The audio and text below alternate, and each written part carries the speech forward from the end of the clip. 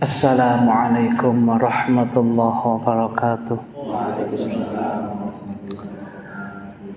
Alhamdulillah,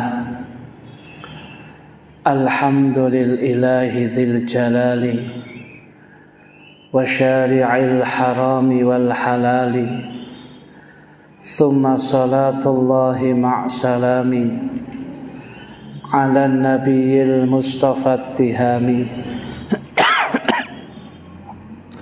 Muhammadil hadi minad dalali wa afdalis sahbi wa khairi ahli wa ba'du.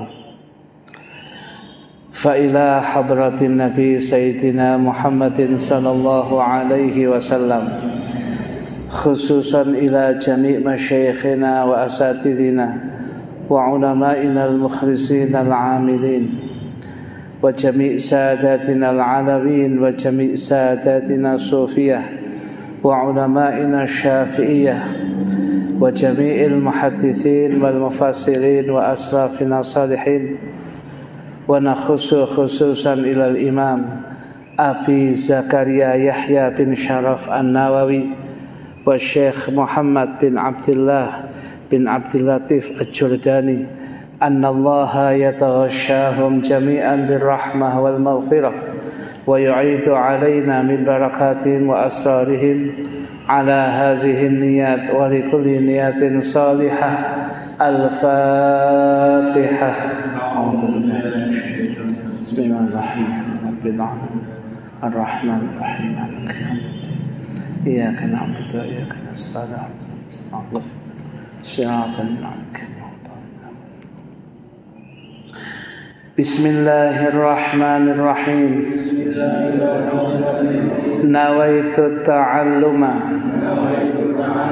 wat-ta'lima wat-tadhakkura wat-tadhkira wat-naf'a wal-intifa'a wal-ifadata wal-istifadata wal-hatha ala tamassuki bi kitabillahi wa sunnati rasulih wa du'a ilal huda wa dalalata ala al-khair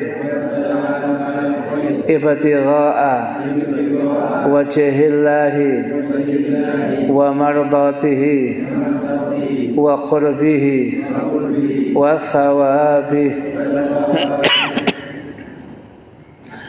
Hadirin hadirat sekalian, jamaah Masjid Al-Barakah yang senantiasa dimuliakan oleh Allah, satu kenikmatan yang besar diberikan oleh Allah dumateng kula jenengan ketika kita masih dimudahkan melaksanakan sholat jamaah maghrib seperti malam hari ini, kemudian dirangkai kita bisa melakukan majlis taklim seperti malam hari ini, dan nanti kita pungkasi dengan berjamaah sholat isya, yang tentunya kita berharap kepada Allah Subhanahu wa ta'ala segala ibadah demi ibadah yang sudah kita lakukan selama ini, termasuk malam hari ini, semuanya ibadah yang diterima oleh Allah Subhanahu wa ta'ala, menjadikan kula jenengan orang-orang yang dimudahkan mendapatkan ridha Allah Subhanahu wa ta'ala dan dimudahkan mendapatkan syafaat Kanjeng Nabi Muhammad sallallahu alaihi wasallam. Amin ya rabbal alamin. Hadirin hadirat sekalian yang dimuliakan oleh Allah, pembahasan kita pada malam hari ini masih menggunakan kitab salah satu dari sekian banyak karya Al-Imam An-Nawawi, yaitu kitab hadis Arba'in An-Nawawiyah. Sedangkan yang kita bahas pada malam hari ini adalah Al-Hadithu Tasi' wal Ishrun, hadis yang ke-29. Malam hari ini yang kita bahas adalah Al-Hadithu Tasi' wal Ishrun, hadis yang ke-29. Hadirin hadirat sekalian yang dimuliakan oleh Allah,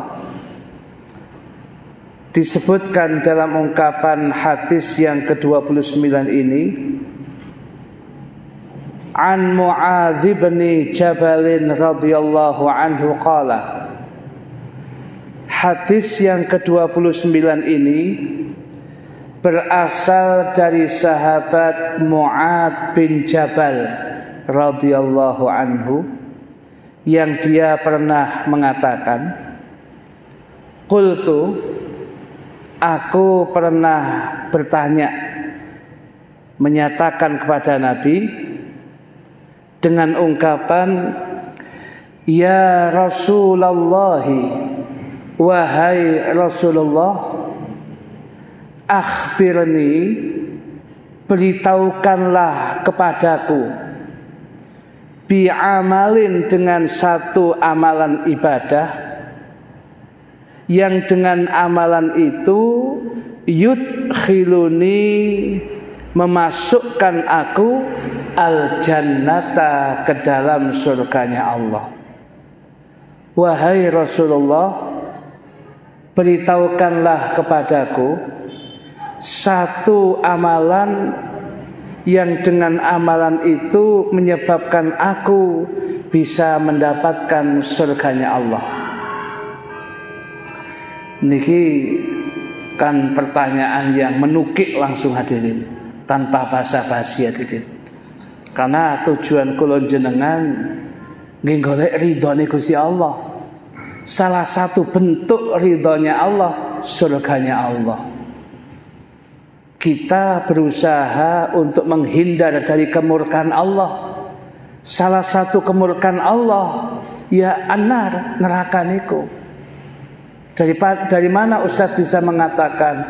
Dari wiritan yang biasa panjenengan baca ketika ratib hadar. Allahumma inna nas'aluka ridhaka wal jannah wa na'udzubika min sakhatika wan nar. Nah itu, kita meminta kepada Allah untuk mendapatkan ridhonya Allah, wujudnya al-jannah. Waunya wau tafsiriyah niku, maknanya ridhokan niku nggih jannah niku. Wa na'udzubika min sakhatika, dan kami ya Allah berlindung kepada Engkau dari kemurkaanmu. Apa kemenaku? Wanar niku, nggih neraka niku. Nah, niki pertanyaannya menukik adin, tanpa basa-basi. Ya niki. Wa tubaiduni wa yubaiduni. Nyesel. Wa yubaiduni, dan satu amalan yang bisa menjauhkan aku aninar, dari panasnya api neraka. Qala, dijawab oleh Kanjeng Nabi Muhammad sallallahu alaihi wasallam, laqad sa'alta, sungguh sa'alta, engkau telah bertanya, an azimin, akan sesuatu yang dahsyat, sesuatu yang sangat luar biasa. Wa innahu, dan sesuatu yang azim, sesuatu yang besar, dahsyat itu layasirun, sungguh akan menjadi mudah, kecil, alaman yassarahullahu ta'ala alaihi, bagi orang yang memang oleh Allah dimudahkan untuk mendapatkannya. Nah, niki juga pelajaran untuk kita sebelum kita masuk hadis ini lebih dalam. Bisa jadi dalam kehidupan seseorang itu dia menghadapi suatu masalah yang besar, dia menghadapi kesulitan yang besar. Tapi ingat tadi, masalah dan kesulitan itu hakikatnya yang membuat Allah. Dan kalau Allah berkenan, yang besar, yang azim, yang sa'bun, yang sulit akan kemudian menjadi mudah dan kemudian bisa dicapai oleh seseorang bagi manusia yang dimudahkan oleh Allah. Dalil ini ungkapan hadis, wa innahu la yasirun ala man yassarahu Allah taala alaih. Sesungguhnya sesuatu yang azim, sesuatu yang besar itu, pelik, sulit, akan menjadi ringan, menjadi mudah, akan menjadi mudah bagi orang yang dimudahkan Allah untuk mendapatkannya. Bagi Allah tidak ada hal yang mustahil, hadirin. Kalau Allah berkenan, cukup mengatakan kun fayakun. Jadi maka jadilah. Gitu. Ya. Malah dawuh pun di dalam ungkapan hadis ke situ, bi kana makana wa bi yakunu ma yakunu. Bi sebab aku segala sesuatu yang sudah ada, dan sebab aku bakal ada sesuatu yang akan ada. Sedanten Gusti Allah. Jadi jangan menganggap waduh masalah ini berat bagi saya, berat bagi menungso. Kalau Allah mudah jadi, maka minta kepada Allah untuk dimudahkan. Ya, niki yang mustahil saja menurut akal pikiran kita nggak mungkin, bisa kok terjadi. Tidak ada ayah dan ibu, muncul Nabi Adam alaihi salam. Tidak ada ayahnya, muncul Nabi Allah Isa alaihi salam. Nabi Allah Zakaria yang sudah sangat sepuh, istrinya pun juga sangat sepuh, sudah tidak mungkin melahirkan anak. Ternyata punya anak, Nabi Allah Yahya alaihi salam. Yang Nabi Zakaria saja mengatakan, kayak gak mungkin saya. Tapi segalanya tidak mungkin. Kalau Allah menentukan pasti bisa. Dari orang yang sepuh laki-lakinya, kemudian istrinya pun sampun sepuh ketemu sepuh, tan gak apa-apa nih, sepuh ketemu sepuh tan sepuh nih. Ya, akhirnya tapi kemudian malah justru melahirkan seorang anak yang luar biasa, Nabi Allah Yahya alaihi salam. Berarti bagi Allah tidak ada yang mustahil. Kalau panjenengan kepingin meminta kebaikan kepada Allah, kepada Allah, minta. Saya rupanya kok nggak ada kabar. Hari ini saya nggak punya uang. Saya kok berharap saya dengan istri saya punya rumah, yang dengan rumah sekalipun tidak besar itu, saya akan menata rumah tangga saya dengan baik. Saya kemudian anak-anak saya akan saya didik dengan cara yang benar menurut Allah. Ya Allah, saya ingin punya rumah sendiri ya Allah. Sementara ini kan saya ini kontraktor ya Allah. Saya kepingin punya rumah sendiri. Dengan pandangan begitu, dengan kemudian secara zahir kita kerja semampu kita, itu ikhtiar zahir kita. Tetapi kemudian yang namanya Allah mau menentukan, itu kersane Gusti Allah. Jangan kemudian berhenti untuk meminta kebaikan kepada Allah Subhanahu wa ta'ala. Dalil ini hadirin, wa innahu la yasirun ala man yassarahullahu ta'ala alaih. Sesuatu yang besar, yang berat itu akan menjadi mudah bagi orang yang dimudahkan oleh Allah untuk mendapatkannya. Hadirin hadirat sekalian yang dimuliakan oleh Allah. Kemudian dijawab oleh Kanjeng Nabi, sesuatu amalan yang bisa memasukkan Anda ke dalam surganya Allah, ta'budullaha, engkau harus beribadah kepada Allah, la tusyrik bihi syai'an, jangan engkau sekutukan Allah dengan segala sesuatu. Kalau sudah beribadah kepada Allah, mukhlis, khalis, murni, golek ridhone Gusti Allah, tidak mencari yang lainnya. Sementara itu kan menungso niku motivasi ibadah kan macam-macam. Wonten malih wonten tiyang niku motivasi ibadah wedi neraka dhewe. Akhirnya dia ibadah tekun.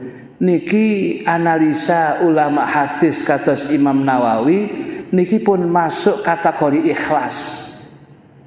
Karena sing diwedeni iku ya hakikate wedi neraka tapi njaluki nang Gusti Allah kan ngoten niku. Sakjane pun ikhlas, tapi kelasnya kelas SD ya jadi. Ya, niki kelas SD daring malih tambah ya. Niki. Jadi kelasnya kelas SD niki. Orang yang ibadah wedi neraka niku sampun kategori ikhlas tapi kelas dasar. Umpamane toko kelas emperan kaki 5 dhewe. Ya. Kemudian ada lagi orang yang ibadah getu temenan ten Gusti Allah, berharap surganya Allah. Tiang niki ngarep surgane Gusti Allah nggih mboten salah dhewe.